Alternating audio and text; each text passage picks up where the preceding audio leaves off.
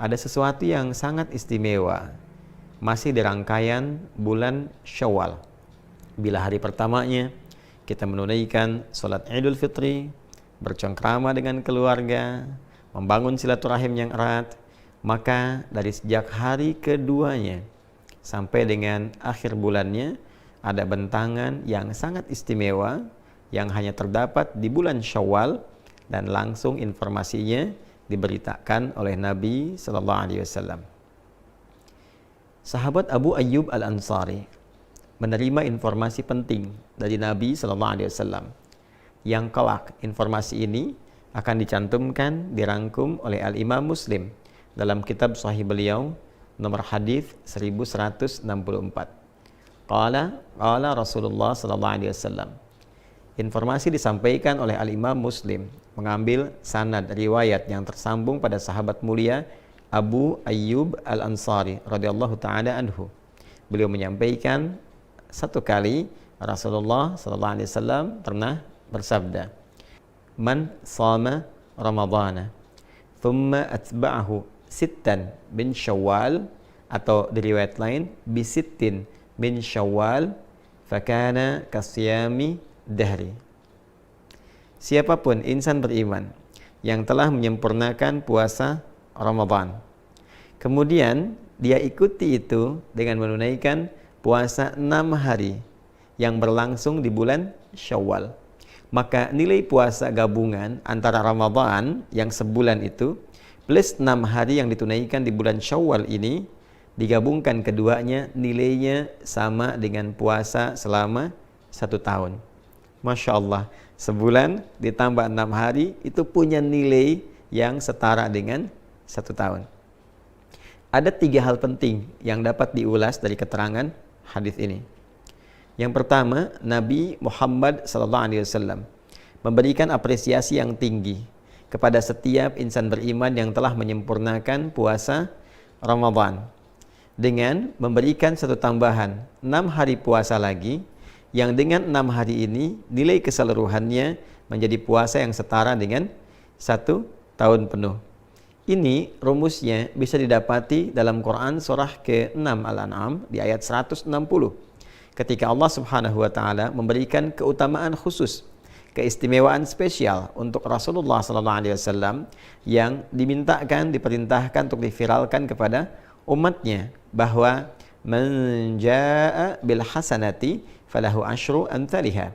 Siapapun insan beriman yang mengerjakan satu perbuatan baik bernilai ibadah, maka di sisi Allah tertuliskan nilainya 10 kebaikan.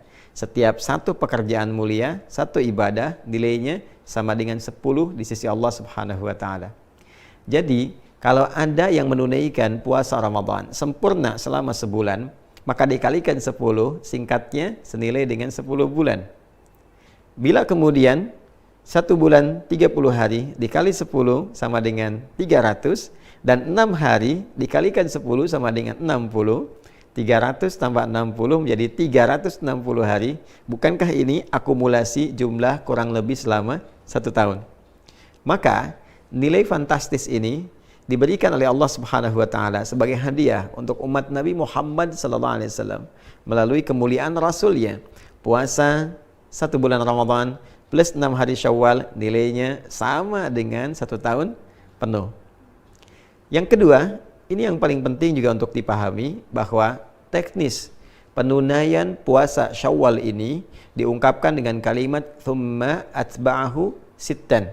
Kemudian diikuti menggunakan diksi kata thumma, lalu menggunakan kata atba'a. Ini memberikan kesan kepada kita bentuk umum dengan 2 pemaknaan. Bisa berurutan, bisa juga berselang.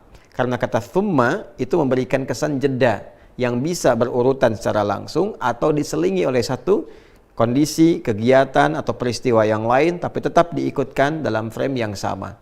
Artinya, penunaian ibadah siam sunnah di bulan Syawal ini selama 6 hari itu bisa dilakukan dengan 2 cara. Bisa berurutan, berangkai bersamaan, hari kedua, ketiga, keempat, kelima, keenam, ketujuh di bulan Syawal. Jadi sejak dimulai dari hari kedua boleh puasa, Kalau ingin langsung berurutan ketiga, keempat, kelima, keenam, dan hari ketujuh, 6 hari. Jadi selesai kalau dikerjakan berurutan di hari yang ketujuh di bulan Syawal. Karena hari pertama haram hukumnya berpuasa.